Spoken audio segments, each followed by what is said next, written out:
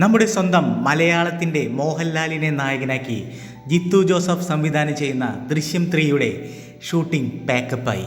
Social മീഡിയയിലൂടെയാണ് പാക്കപ്പായ വിവരം ജിത്തു ജോസഫും മോഹൻലാലും കൂടി ഒരു വീഡിയോയിലൂടെ അറിയിച്ചത്.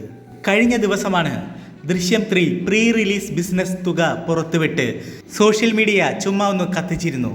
കത്തിച്ചത് വേറെ ആരുമല്ല, തുടരും സിനിമയുടെ നിർമ്മാതാവും ആന്റണി പെരുമ്പാവൂരിൻ്റെ സുഹൃത്തും കൂടിയായ എം രഞ്ജിത്താണ്. മനോരമ ഫോർത്തൂസിൻ്റെ ആകാശം തൊട്ട് മലയാള cinema the power behind the rise എന്ന പരിപാടിയിൽ സംസാരിക്കവെയാണ് എം രഞ്ജിത്ത് ഈ വിവരം വെളിപ്പെടുത്തിയത്.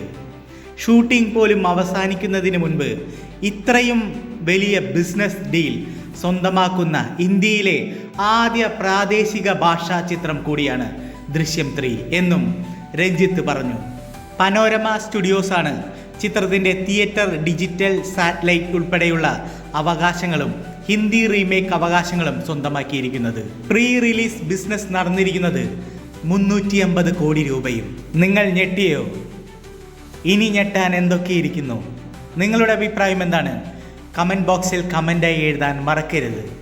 ഇതുപോലുള്ള രസകരമായ വാർത്തകളും വിശേഷങ്ങളുമായി വരുന്നതുവരെ this is golden pen signing off with fire. Hey, it's Golden Pen, you know the name. Click subscribe and join the game.